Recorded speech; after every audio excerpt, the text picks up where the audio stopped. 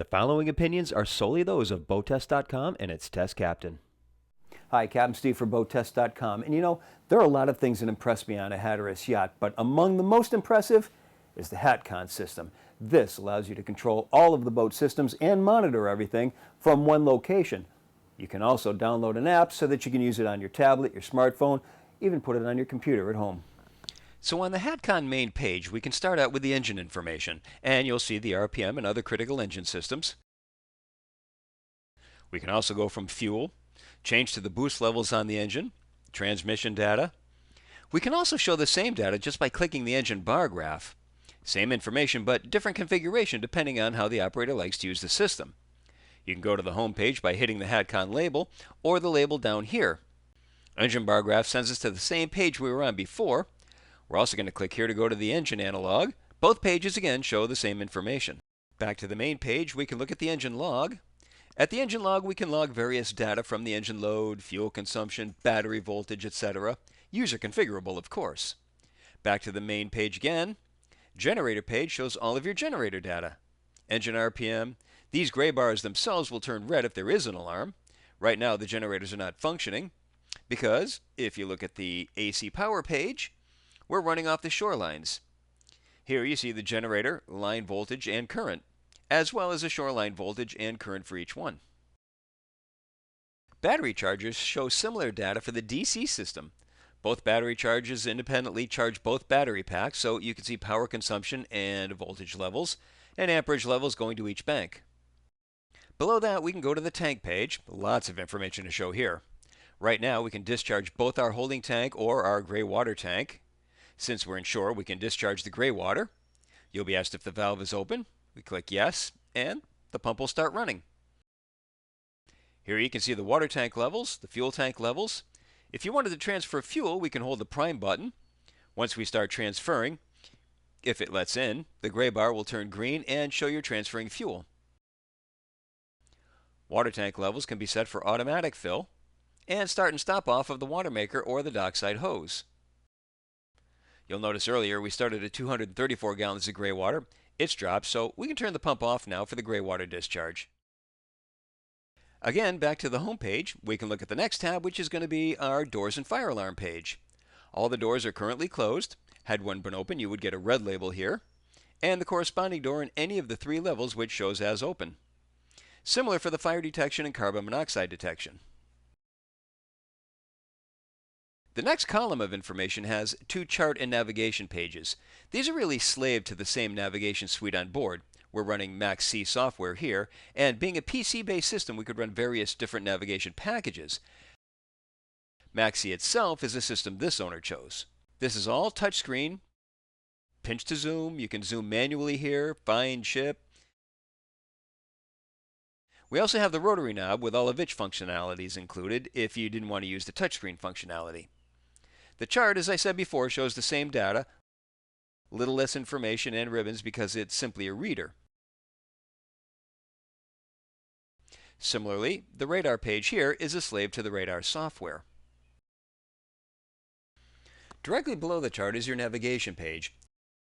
It shows a typical conning page, heading, water depth, wind speed, ambient temperature, rudder angles, fuel consumption, and the economy of the vessel's getting at current speed.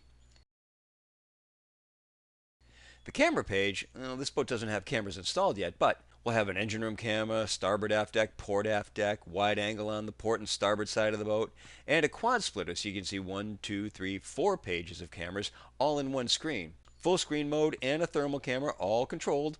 Touch, pan, tilt automatically from the buttons here. Down to the nav lights and windlass button, obviously we can have different schemes.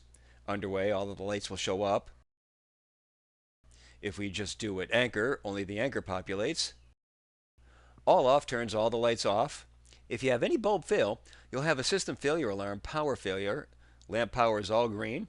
Everything is operating per specs. Windlass controls are also here. Notice the engines are not running. The hydraulic windlass requirement of one main engine running is noted. HVAC controls show each stateroom and each level of the boat, from flybridge to salon and galley and the staterooms. We're in the galley right now. We can go to the salon, As noted, you can control up or down on the temperature control modes or fan speeds here. Select the flybridge, galley, staterooms, all configurable here through the touchscreen interface. This gives you the chiller information up top. You'll note your return temp, actual modes, one chiller, variable frequency chiller drives, so it's a very efficient system at the top. It shows you critical information to make sure everything's functioning properly. In the lighting control page, we can see all 3 levels on board, each stateroom. We're in the flybridge now. We can go to the salon and dining, and the light circuits will change here. In the galley, we've seen the skylight glass. We can turn this power from dim to dark automatically. We can turn the aisle overhead lights on. Up in the flybridge where we are now, we can turn off the shelf lights and turn off the soffit lights. We can even dim the overhead lights to a certain preset level, and it shows while we're here. Helm lights are also functional. Functioning here are these red, white, and blue lights. Cycle it and they'll change for different colors. Oh, and we should talk about the Master All Off. The Master All Off is convenient, and it comes up with a passcode if we select Master All Off. You have to put in a 4-digit code to verify that there's no one else on board, and it turns all the lights off on board. That way we don't inadvertently plunge someone into darkness. The bilge pump page shows the lower level of the boat, and we can run the bilge pumps from here. And you'll see the bilge pump comes on. We get a counter. You can reset the bilge pump counter, and it'll go back to 0. You can get your gray water sump alarms. Even the gray bars are gray. They turn red when there's an alarm function at present. The CAN bus topology shows you all the systems on board. So we have diverse systems, AI systems, button panels, cabin con panels, displays, and blind controls. All these systems will show you to be active and gray. If one has an issue at present, it'll turn red. So all these different network devices, that's part of the redundancy that comes into the system, and we'll talk about that in a little bit. Radar, we showed the radar slave, again, pinch, zoom, drag control, all with fingertip touch. Max-C again was our navigation, radar planning, and we touched this before. Pinch to zoom in, pinch zoom out, drag, home center. And you can also scroll out with these side buttons or the rotary knob mouse. Navigation with chart is similar to the navigation screen that we showed before. We're on radar. You can select chart. Shows a lot more information for navigation. Same wind speed direction, atmospheric pressure, rotor angle, water depth, and wind speed. And of course your conning and heading page in the middle. The VHF controls are digitized for a Furuno VHF. Had the VHF been turned on, we could change the channel, mute, menu, squelch, etc. There are 2 top surface mount VHFs on the helm console. The Furuno Redundancy is underneath the chart flat. Alarms. The alarm page will show any valid alarm. You could silence an alarm or clear an alarm, had there been any present. Today we don't have any alarms shown.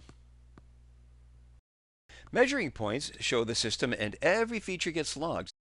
So if you select any feature, it'll pop up and give you any specific dates, times, and what the event was. It'll log the boat's data indefinitely until you choose to download the data to a jump drive, and then you can have it for service later or to simply monitor the boat's progress. Now events gives you similar information, but it's more up to date, and we can cycle through the dates, values of things that happened. So here, for example, we had an alarm ceased for the fresh water tank level, where the value of the water tank level went full. It gave us a notification that the water tank was full, and it was acknowledged. The help page has the operating systems manual on it. Not loaded yet here, so it's the manual for the boat essentially. The settings page at the very bottom right corner gives us 5 different levels of setting. Obviously date and time, self-explanatory. We can set or reset the time. Device settings, English Imperial, we can show the ID, show the mouse depending on how you want the screens to be displayed. Information settings, device information. It tells us what the current software and information on board is for updates requirements. Software information, again, similar information as to what's running on the system. Contact gives us our direct contact to the plant. Obviously, GSM settings is going to be our text message, so the captain can enter his cell phone and get text messages on board. This is a 5-bar signal. Breakers shows us all the light systems on board, so each one of these is different breakers on board. Dining, port forward, forward stateroom, head, starboard, aft stateroom. Anything that's green shows us there's power going to the circuit.